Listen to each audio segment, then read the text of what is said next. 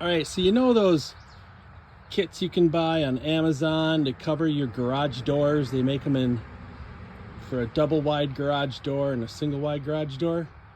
Yeah, well, look what I did. I still have work to do up there to fill that gap. But look at this.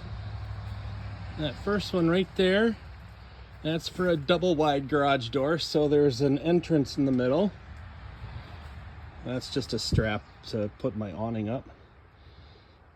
And there's where the seam between the double and the single wide screen comes together. There's a door in the single wide garage door, and it reaches all the way over to there. Talk about a perfect fit. Here's where they overlap, and that's the amount of overlap. I'll just stick a piece of Velcro right here, and we will be good to go. A little more work. I need a skirt along the trailer and to fill those gaps, and we've got ourselves a Velcro on screen tent for our trailer.